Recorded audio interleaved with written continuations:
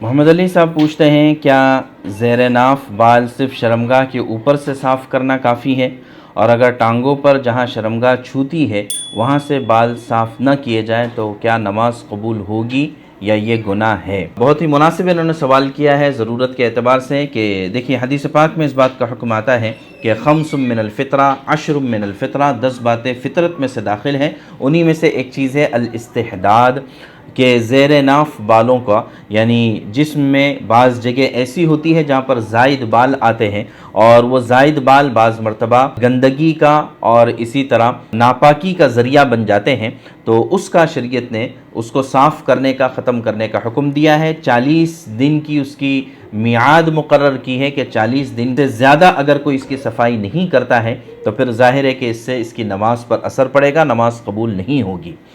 लेकिन जहाँ तक इन्होंने सवाल किया है कि ज़ेर नाफ के जो बाल यानी नाफ के नीचे के बाल जो साफ़ करना है वो कहाँ के, तो असल तो ये है कि शर्मगाह से ऊपर या शर्मगाह के आसपास में जो बाल होते हैं और जिनका नापाकी में मुलव्वस होने का ज़्यादा ख़तरा होता है, इन बालों को असल में साफ़ करना है।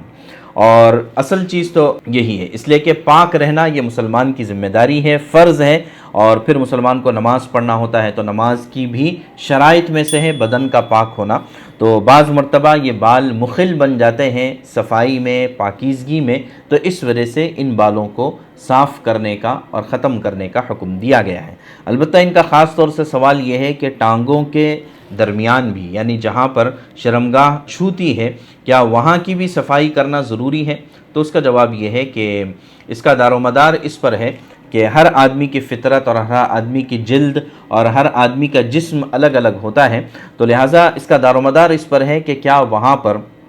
नापाकी जमा होती है या नापाकी उन बालों में लगने का इम्कान होता है। अगर वाकई इतने ज़्यादा बाल हैं कि जिसकी वजह से नापाकी वहाँ पर जम सकती है या नापाकी वहाँ पर यानी रुक सकती है किसी भी तरीक़े से, तो फिर ज़ाहिर है कि वहाँ के बालों को भी साफ़ किया जाएगा। तमाम फ़ुक़हा ने, इमाम शाफ़िई, इमाम अबू हनीफ़ा, इमाम मालिक वग़ैरह, इन सब की फ़िक़ह में इसकी सराहत मौजूद है कि अगर नापाकी वहाँ पर जमा होने का इम्कान है तो फिर तो आपको दोनों टांगों के दरमियान भी शर्मगाह के पास लगे हुए जो बाल है उसको साफ़ करना पड़ेगा। वरना आम हालात में यह है कि सिर्फ शर्मगाह के ऊपर और आसपास जितना हिस्से बाल मौजूद हो बस उतना साफ़ कर लेना काफ़ी है। ज़ेर नाफ की ताबीर यानी नाफ के नीचे के बाल की ताबीर जो इस्तेमाल की जाती है ये शर्म और हया की बुनियाद पर, वरना है कि असल नाफ के नीचे से ही बाल साफ़ करना है, ऐसा नहीं है। बल्कि इस सफाई का मकसद जैसे बताया तहारत और पाकीज़गी है,